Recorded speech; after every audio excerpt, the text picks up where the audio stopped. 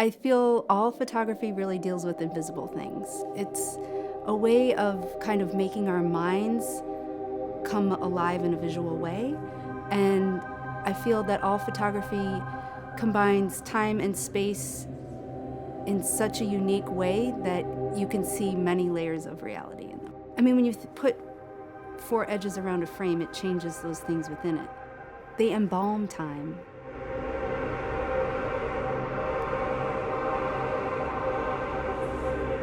I was always interested in psychological space, in space that you can't see but you know is there. I grew up in Buffalo, New York, which is an hour away from Lilydale, New York, which is a spiritualist community.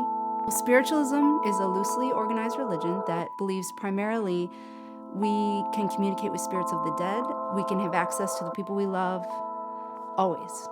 And I thought I'd do this very journalistic project about Lilydale. The people would say, oh, this is gonna open your mind to other things, and I'd say, oh, yeah. And I couldn't wrap my brain around how you could be a sane person and talk to dead people. But as I got to know the religion and the people, I started to experiment, and my camera started showing me things, and I started playing around with this energy, this thought out there that we can't see everything that's around us, and how the camera has this language through its accidents that talk about this specifically.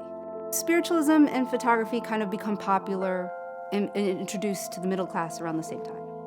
The fact that people started experimenting when photography first came into being was actually to be very scientific. It was everybody in the world trying to play around with this media and see if we could prove that our soul lived on, that we could see ghosts.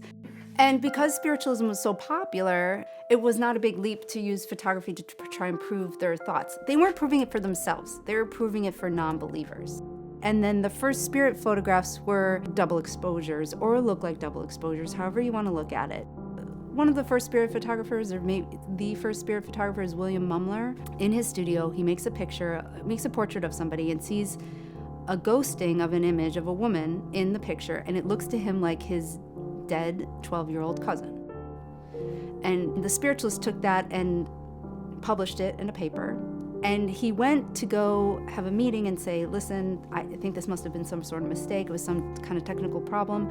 And he was greeted with a room full of people who are anxious to have their spirit photos taken. You would come to the studio and say, my father has passed. I would like to see my father in the picture. Or you might say, who are the spirits around me? Or who is my spirit guide? And you would be gifted a ghosting of a visual if you went. And also they were very expensive to get taken. The people who are getting the pictures taken are people in grief. And that's why the resulting imagery is such a powerful testament to human grief and love and loss and how it feels like to have a loved one die, and the need to feel that person around or to want to know that they didn't just go into the abyss.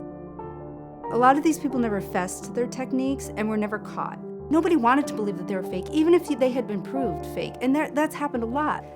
People still see what they want to see in them. If anything, I think they're aesthetically interesting now. And in their absurdity, their true intention, the sincerity of the images come out very clearly to me when I look at them. There's something very sincere and genuine about these images.